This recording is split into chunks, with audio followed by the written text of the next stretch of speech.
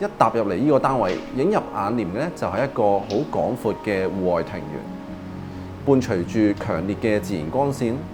呢個咁難忘嘅感覺咧就深深吸引咗屋主夫婦咧決定購入咗呢一個單位啦。咁單位咧擁有一個室內外同等約500平方尺嘅面積啦，坐落咗喺啟德嘅一個樓盤底層，住落咗一對夫婦啦，同埋佢哋一個成年嘅女女嘅。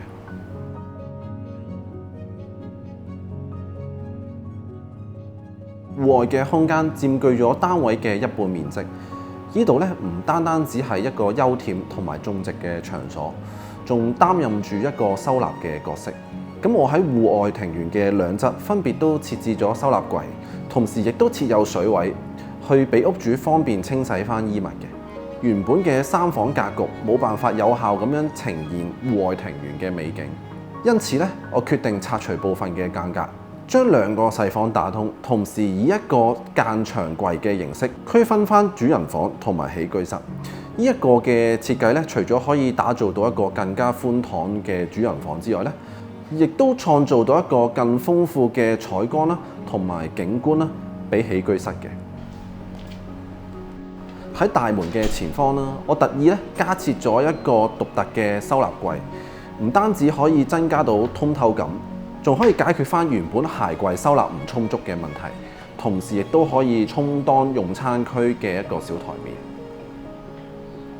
屋主咧個人會喜好收藏一啲花樽啦，同埋掛畫，因此咧做咗一個兼具展示同埋收納功能嘅設計，令到成個空間更加有個性。為咗令起居室更顯簡潔，我將兩側嘅房門用一個隱藏推拉門嘅形式呈現，並且運用一個柔和嘅特色漆。呢個嘅處理手法更能令到眼球嘅視線更加集中於一個美麗嘅戶外庭園。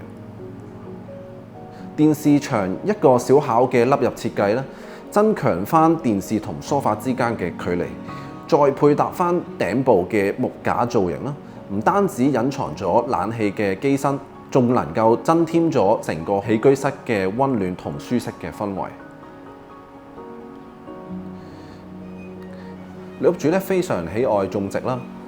戶外庭園嘅設計中咧，亦都擁有一個充足嘅空間咧，俾佢享受種植嘅樂趣嘅。喺設計入邊咧，我重新規劃種植、休憩同埋收納嘅空間，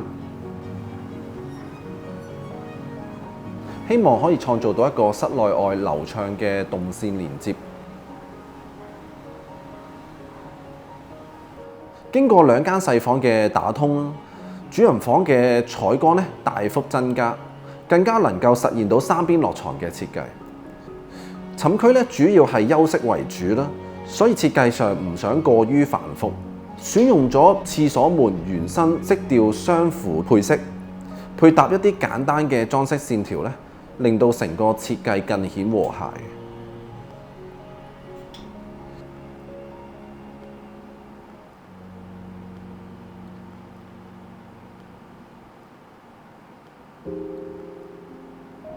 而原本嘅套房咧，最終咧就俾咗囡囡使用。房間內咧原先已經設有2組嘅大人衣櫃，而佢本人咧經常都喺外國度生活啦，偶爾先至翻嚟留宿嘅，所以咧設計上咧都保持簡約，主要滿足翻一啲基本嘅簡單需求。